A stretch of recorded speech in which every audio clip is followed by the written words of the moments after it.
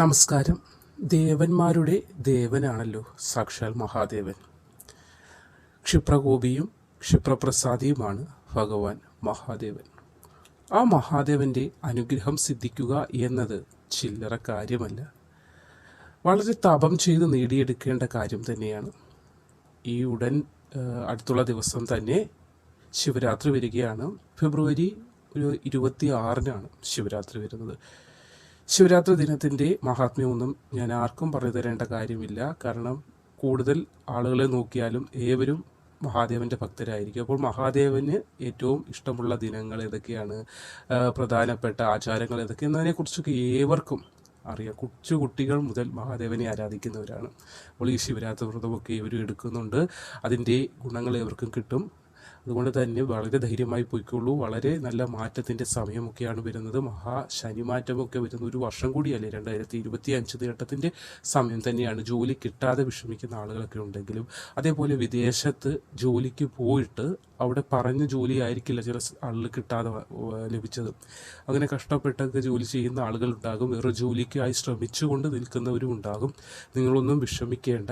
അവിടെ കടിച്ചു പിടിച്ചത് നിൽക്കാനായി ശ്രമിക്കുക. എടുത്തു ചാടി തിരിച്ചു പോരുന്നാൽ പിന്നെ ഓടി നമുക്കൊന്ന് പോകണമെന്ന് വെച്ചാൽ ചിലപ്പോൾ സാധ്യമാകണമെന്നില്ല. അതുകൊണ്ട് തൽക്കാലം ഒന്ന് ക്ഷമിച്ച് നിൽക്കുക. മാർച്ച് 29 ശേഷം വലിയൊരു മാറ്റം നിങ്ങളെ കാത്തിരിപ്പുണ്ട് എന്നൊരു ബോധം നിങ്ങളുടെ മനസ്സിലായി വെക്കുക. കാരണം ഈ ഒരു വർഷം ദൈവങ്ങളുടെ എല്ലാം അനുഗ്രഹം നമ്മളിലേക്ക് എത്തുന്ന ഒരു സമയമാണ്. 2025 വമ്പൻ മാറ്റങ്ങൾക്കൊക്കെയും നാന്ദി കുറിക്കുന്ന ഒരു സമയം കൂടിയാണ്. അതുകൊണ്ട് പേടിക്കേണ്ടതിൻ്റെ യാതൊരു ആവശ്യവുമില്ല. മെച്ചപ്പെട്ട ഒരു ജോലി അത് ഇന്ന് ലഭിച്ചില്ലെങ്കിൽ നാളെ അത് സിദ്ധിക്കുമെന്നത് യാതൊരു സംശയവും വേണ്ട.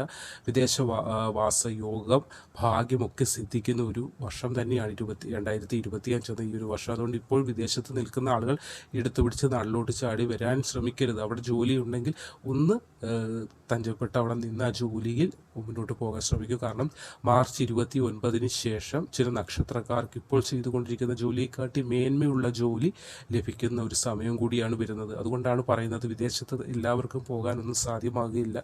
അപ്പോൾ അവിടെ ചെന്ന് എത്തി നിൽക്കുന്ന വ്യക്തികൾ ചില ജോലി പ്രശ്നമാണ്, അല്ലെങ്കിൽ ക്ലൈമറ്റ് പിടിക്കുന്നില്ല, അല്ലെങ്കിൽ എന്തെങ്കിലും ചെറിയൊരു കാരണം പറഞ്ഞ് ഓടി തിരിച്ചു വന്നു കഴിഞ്ഞാൽ നമുക്ക് തിരിച്ച് അതേപോലെ വന്ന വേഗത്തിൽ തിരിച്ച് വേറെ ജോലിക്ക് പോയി കയറാൻ പറ്റില്ല. ഇന്നത്തെ ഒരു സമയമൊക്കെയാണ്. ഗ്രഹങ്ങളുടെ അനുകൂല സ്ഥിതി വരുമ്പോഴാണ് വിദേശ ഭാഗ്യമൊക്കെ തെളിയുന്നത്. ചില പ്രശ്നങ്ങൾ കാരണം തിരിച്ചു വന്നു കഴിഞ്ഞാൽ പിന്നെ നിങ്ങളിലേക്ക് ആ ഒരു ഭാഗ്യം എത്തണമെങ്കിൽ നിങ്ങൾ ഒരുപാട് തവം ചെയ്തേ സാധ്യമാവുകയുള്ളൂ. ചിലപ്പോൾ സാധിക്കുകയുമില്ല. അതുകൊണ്ടാണ് പറയുന്നത് ഭഗവാനെ പ്രാർത്ഥിക്കുക. വിഷമമൊന്നുമല്ല വേണ്ടത്, വിഷമിക്കുകയല്ല, പ്രാർത്ഥിക്കുകയാണ് വേണ്ടത്. പ്രാർത്ഥിക്കുന്നതിനനുസരിച്ച് വിഷമങ്ങൾ മാറിക്കിട്ടുകയും ഫലം സുനിശ്ചിതമായി ലഭിക്കുകയും ചെയ്യും എന്നൊരു വിശ്വാസത്തോടു കൂടി നിങ്ങൾ മുന്നോട്ട് പോവുക. അപ്പോൾ പറഞ്ഞു വന്നത് ഈ ഒരു വർഷം ഭഗവാൻ മഹാദേവൻ്റെ അനുഗ്രഹം സിദ്ധിക്കാൻ പോകുന്ന 3 രാശിക്കാരുണ്ട്. അതായത് ആ 3 രാശിയിൽ വരുന്നത് 9 നക്ഷത്രക്കാരാണ്. ഭഗവാൻ മഹാദേവന്റെ അനുഗ്രഹം സിദ്ധിക്കുക എന്ന് പറയുന്നത് വളരെയേറെ ശ്രേഷ്ഠമായ ഒരു കാര്യമാണ്. അതാണ് ഇവിടെ നിങ്ങൾക്ക് സാധിക്കുന്നത്. അപ്പോൾ അതിൻ്റെ ഫലമായി കിട്ടുന്ന മാറ്റങ്ങൾ എത്രത്തോളം വലുതായിരിക്കും എന്ന് നിങ്ങൾക്ക് തന്നെ ചിന്തിക്കാം. ഞാൻ പറഞ്ഞു തരേണ്ട ആവശ്യം കാണുന്നതുമില്ല. അപ്പോൾ നിങ്ങൾ തന്നെ മനസ്സിലാക്കുക. ഇവിടെ നിങ്ങൾക്ക് 2025 ഭഗവാൻ മഹാദേവന്റെ അനുഗ്രഹം സിദ്ധിക്കുകയാണ്. 3 രാശിക്കാർക്ക് മാത്രമാണ്. അതിൽ വരുന്ന 9 നക്ഷത്രക്കാർക്കും. അപ്പോൾ ആ രാശിക്കാരൊക്കെയാണെന്ന് പറഞ്ഞു തരാം. ചാനൽ ആദ്യമായിട്ട് കാണുന്നവരൊക്കെ ഒന്ന് സബ്സ്ക്രൈബ് ചെയ്ത് സപ്പോർട്ട് ചെയ്യുക, ലൈക്ക് ചെയ്യുക, നിങ്ങളുടെ സുഹൃത്തുക്കൾക്ക് മറ്റുമായി ഷെയർ ചെയ്ത് കൊടുക്കാനും മറക്കണ്ട. മേടം രാശിക്കാർക്കാണ് ആ ഭാഗ്യം ആദ്യമായി സിദ്ധിച്ചത്. ഭഗവാൻ മഹാദേവന്റെ അനുഗ്രഹം സിദ്ധിക്കുന്നത് അശ്വതിയും ഭരണിയും കാർത്തികയുടെ ആദ്യ ഭാഗവും വരുന്ന നക്ഷത്രങ്ങളാണ് മേടം രാശിയിൽ വരുന്നത്. മഹാദേവന്റെ പ്രത്യേക അനുഗ്രഹം സിദ്ധിക്കുന്ന രാശിക്കാരിൽ ആദ്യത്തെ രാശി തന്നെയാണ് ഈ മേടം രാശി. ഒരുപാട് പ്രതിസന്ധികൾ നിങ്ങളുടെ ജീവിതത്തിൽ വന്നിട്ടുണ്ട്. അപ്പോഴൊക്കെയും താങ്ങായി തണലായി നിങ്ങൾക്കൊപ്പം മഹാദേവൻ ഉണ്ടായിരുന്നു എന്ന് നിങ്ങൾ ചിലപ്പോൾ മനസ്സിലാക്കിയിട്ടുണ്ടാകില്ല. പക്ഷേ ഇനി അതിനുള്ള സമയമാണ് വരുന്നത്. സാക്ഷാൽ ഭഗവാൻ മഹാദേവൻ ഒരു കരുതലായി, ഒരു തുണയായി നിങ്ങൾക്കൊപ്പം ഉണ്ടാകുന്ന സമയം കൂടിയാണ് ഈ ശിവരാത്രിയോടുകൂടി നിങ്ങളുടെ ജീവിതത്തിൽ വരുന്നത്.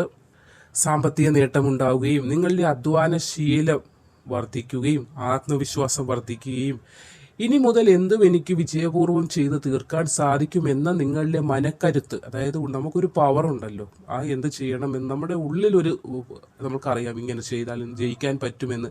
പക്ഷെ ചില കാര്യങ്ങൾ എടുത്തു ചാടി ചെയ്യാൻ സാധിക്കുന്നില്ല. എല്ലാവരും ചെയ്യുമ്പോഴും നമ്മൾക്കത് നോക്കി നിൽക്കാനേ വരുന്നുള്ളൂ. നമ്മളാൽ പറ്റുന്നില്ല എന്നൊരു ഭയപ്പാടോടുകൂടി മാറി നിൽക്കുന്ന ഒരവസ്ഥ. ആ ഒരു അവസ്ഥ, ഒരു ഷെല്ലിനകത്താണ് നിങ്ങളിപ്പോൾ. അത് പൊട്ടിച്ച് പുറത്ത് വന്നു കഴിഞ്ഞാൽ വിശാലമായ ലോകമാണ് നിങ്ങളെ കാത്തിരിക്കുന്നത് എന്ന് ആദ്യം മനസ്സിലാക്കുക. ആ ഒരു നേട്ടത്തിലേക്ക് നിങ്ങൾ നിങ്ങൾ ഇറങ്ങാനായി നിങ്ങളാൽ കഴിയുന്ന രീതിയിൽ നിങ്ങളും കൂടെ ശ്രമിക്കേണ്ടതാണ്. വളരെ നല്ല മാറ്റമാണ് മാർച്ച് 29 ശേഷമൊക്കെ കാത്തിരിക്കുന്നത്. അതുകൊണ്ട് വിഷമിക്കാതെ മുന്നോട്ട് പോയിക്കോളൂ. സാക്ഷാൽ ഭഗവാൻ മഹാദേവന്റെ അനുഗ്രഹം തന്നെയാണ് നിങ്ങൾക്ക് ലഭിക്കുന്നത്.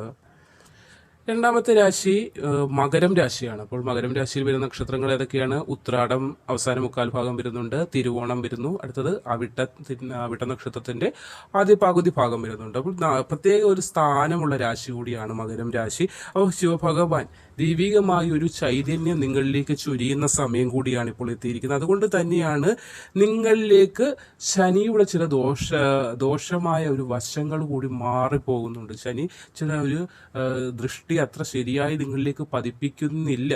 അതിൻ്റെതായ ചില വലച്ചിലുകളാണ് നിങ്ങളെ ഇപ്പോൾ ബാധിച്ചിരിക്കുന്നത്. പക്ഷേ ഈ 2025 ഭഗവാൻ മഹാദേവന്റെ അനുഗ്രഹം സിദ്ധിക്കുക നിമിത്തം ശനി നിങ്ങളെ വലയ്ക്കാനുള്ള സാധ്യത കുറവായിട്ടാണ് വരുന്നത്. അതുകൊണ്ട് തന്നെ ഇനി ഭയപ്പെടേണ്ട ആവശ്യങ്ങളില്ല. മഹാശനിമാറ്റം കൂടി വന്നു കഴിഞ്ഞാൽ വളരെ നല്ല നേട്ടങ്ങൾ നിങ്ങൾക്ക് കിട്ടും എന്നതിൽ യാതൊരു സന്ദേഹത്തിൻ്റെയും ആവശ്യം കാണുന്നില്ല. ശിവഭഗവാന്റെ ഒരു ശിവശക്തി നിങ്ങളിലേക്ക് എത്തപ്പെടുകയും ചെയ്യും ഈ മാർച്ച് മാസത്തോടു കൂടി തന്നെ. അതുകൊണ്ട് തന്നെ പരാജയത്തിനെ പറ്റി ഓർത്ത് വിഷമിക്കരുത്. പരാജയം നിങ്ങളുടെ നിഘണ്ടുവിൽ ഇനി ഉണ്ടാവുകയില്ല. പടിപടിയായി നേട്ടങ്ങൾ വന്ന് ഭവിക്കുന്നതുമാണ്. അതുകൊണ്ട് പേടിച്ചു മാറിയിരിക്കാതെ ധൈര്യമായി ആരെ പേടിക്കേണ്ടത്? ഭഗവാൻ മഹാദേവൻ നിങ്ങളുടെ കൂടെ ഉള്ളപ്പോൾ നിങ്ങൾ എന്തിനു ഭയപ്പെടണം? അപ്പോൾ ആ ഒരു ധൈര്യത്തോടു കൂടി മുന്നോട്ട് പോവുക. മൂന്നാമത്തെ രാശി കുംഭമാണ്. കുംഭരാശിയിൽ വരുന്നത് അവിട്ടം നക്ഷത്രത്തിന്റെ രണ്ടാം പകുതി ഭാഗം വരുന്നുണ്ട്, ചതയം വരുന്നുണ്ട്, അടുത്തത് പൂരുരുട്ടാതി നക്ഷത്രത്തിന്റെ ആദ്യ മുക്കാൽ ഭാഗവും, അതായത് അവിട്ട കുംഭരാശിയിൽ വരുന്ന നക്ഷത്രങ്ങളാണ്. ശിവഭഗവാന്റെ പ്രത്യേക കാവൽ കരുതൽ ഒക്കെ നിങ്ങൾക്ക് ലഭിക്കുവാനായി പോവുകയാണ്. അതുകൊണ്ട് തന്നെ നേട്ടങ്ങൾ ഒരുപാട് വന്നു ചേരും. ശത്രുക്കൾ കൂടെയുണ്ട് എന്നൊരു ബോധം മനസ്സിൽ എപ്പോഴും വയ്ക്കുക. നിങ്ങളുടെ സന്തോഷത്തിൽ മനം നോവുന്ന ചില ആളുകളുണ്ട്. അതായത് നിങ്ങൾ എപ്പോഴും ഇങ്ങനെ വിഷമിച്ച് കിടക്കണമെന്ന് ആഗ്രഹിക്കുന്ന ചില ആളുകൾ, അതും അടുത്ത ആളുകളാണ്, പുറത്തുള്ളവരാരും അല്ല എന്നൊരു ബോധം കൂടി മനസ്സിൽ വയ്ക്കുക. വളരെയധികം ദയാശീലം കൂടുതലായി ഉള്ളവരാണ് ഈ കുംഭം രാശിയിൽ ജനിച്ചത്. അതുകൊണ്ട് തന്നെ അത് വിനയായി മാറുന്നുണ്ട്. അതുകൊണ്ട് നിങ്ങൾ എന്താണ് വേണ്ടതെന്ന് വെച്ചാൽ പതിയെ പതിയെ ആ ശീലങ്ങളിലേക്ക് മാറ്റുക. ആ ശീലങ്ങളിൽ നിന്നൊന്നും മാറാൻ ശ്രമിക്കുക. അത് പറ്റുമെന്ന് എനിക്ക് തോന്നുന്നില്ല. കാരണം ജന്മനാ സിദ്ധിച്ച കാര്യങ്ങളൊക്കെ നമുക്ക് മാറ്റാൻ പാടാണ്. ആരോടും ദയ തോന്നുക, അലിവ് തോന്നുക, സ്വന്തം വയറ് നിറയ്ക്കാൻ സാധിച്ചില്ലെങ്കിലും മറ്റൊരാൾക്ക് ഊട്ടണം എന്നുള്ളൊരാഗ്രഹവും നിങ്ങളിൽ ഉള്ളവരാണ് ജന്മനാ തന്നെ. പക്ഷേ ചില സമയങ്ങളിൽ അത് മറ്റുള്ളവരാൽ മറ്റുള്ളവർ മുതലെടുക്കുക എന്നൊരു കാര്യം നടക്കുന്നുണ്ട്. അതുകൊണ്ട് തന്നെയാണ് ഈ വിഷമങ്ങളൊക്കെ നിങ്ങളുടെ മേൽ തന്നെ വന്ന് പതിയുന്നത്. മറ്റുള്ളവരുടെ ചില അവർ ചെയ്യുന്ന തെറ്റുകൾ പോലും നിങ്ങളുടെ മേലാണ് അതിൻ്റെ പഴി വന്ന് ഭവിക്കുന്നത്. അപ്പോൾ ആ ഒരു ശീലം, അതായത് ആരെന്ത് ചെയ്തു, എൻ്റെ ഒരു കൗളിലടിച്ച് മറുകൗളും കൂടെ ഞാൻ കാണിച്ചു കൊടുക്കാം എന്നുള്ള ആ ഒരു രീതിയിലൊന്ന് മാറ്റം വരുത്തുക. പൂർണ്ണമായി മാറാൻ കഴിയുമെന്ന് തോന്നുന്നില്ല. കാരണം ജന്മനാ തന്നെ ഈ പൂരുരുട്ടാതിയൊക്കെ നക്ഷത്ര അവിട്ടം രണ്ടാം പകുതി ഭാഗം ചതയം പൂരുരുട്ടാതി ഇവരാണ് കുംഭരാശിയിൽ വരുന്നത്. ഈ നക്ഷത്രക്കാർക്കുള്ള ഒരു ശീലമാണ് മറ്റുള്ളവരെ ദ്രോഹിക്കരുത്, മറ്റുള്ളവർക്ക് വിഷമം വരുന്ന കാര്യങ്ങളൊന്നും ചെയ്യരുത്, മറ്റുള്ളവരുടെ വിഷമം കൂടി ഞാൻ അനുഭവിച്ചു കൊള്ളാം എന്നൊരു റൂട്ടിലൂടെ പോക്ക്. അത് ഒന്ന് മാറ്റിപ്പിടിക്കുക. അതായത് നമ്മൾക്കും ജീവിക്കണ്ടേ, നമ്മൾക്കും ആഗ്രഹങ്ങളില്ലേ? അപ്പോൾ നമ്മുടെ ആഗ്രഹങ്ങൾ, നമ്മുടെ ജീവിതം മറ്റൊരാളുടെ മുന്നിൽ പണയം വെച്ച് അല്ലെങ്കിൽ മറ്റൊരാളുടെ സന്തോഷത്തിന് വേണ്ടി ആരെയും ദ്രോഹിക്കാതിരിക്കുക. അത് തന്നെയാണ് ഇവിടെ മെയിൻ പറയുന്നത്. നിങ്ങൾക്ക് ആ ഒരു റൂട്ട് തന്നെയാണ്. പക്ഷെ ചില ആളുകൾ നിങ്ങളുടെ മേൽ അനാവശ്യം പഴിചാരുന്നതിനെ തന്നെ ഒരുപാട് കയ്പ് നീര് കുടിച്ച് സങ്കടത്തിൽ ആഴ്ന്ന് പോവുകയാണ്. നിങ്ങൾ എങ്ങനെ പോയ ഏത് അറ്റം വരെയാണ് പോകുന്നത്? നിങ്ങൾക്കും വലിയ മക്കളും ജീവിതവും ഒക്കെ. അപ്പം സന്തോഷമായി മുന്നോട്ട് ഇറങ്ങാൻ ശ്രമിക്കുക. മറ്റൊരാളുടെ കുറ്റം സ്വന്തം തലയിൽ ആര് ചാർത്തി തന്നാലും അതിനെ സ്വീകരിക്കാതിരിക്കുക. ഞാൻ ചെയ്തിട്ടില്ലാത്ത കാര്യം ഞാൻ ചെയ്തില്ല എന്ന് പറയാനുള്ള ധൈര്യം കൂടി ഉണ്ടാക്കിയെടുക്കുക.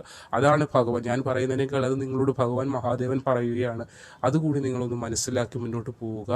അതായത് സ്നേഹമൊക്കെ ആവശ്യത്തിന് മാത്രം ഏവർക്കും കൊടുത്താൽ മതി, അധികമായാൽ അമൃതം വിഷമാണ് എന്ന ഒരു കാര്യം കൂടി മനസ്സിൽ വയ്ക്കുക. അപ്പോൾ ഭഗവാൻ മഹാദേവന്റെ അനുഗ്രഹം സിദ്ധിക്കുന്ന നക്ഷത്രക്കാർ ഇവരൊക്കെയാണ്. നന്ദി.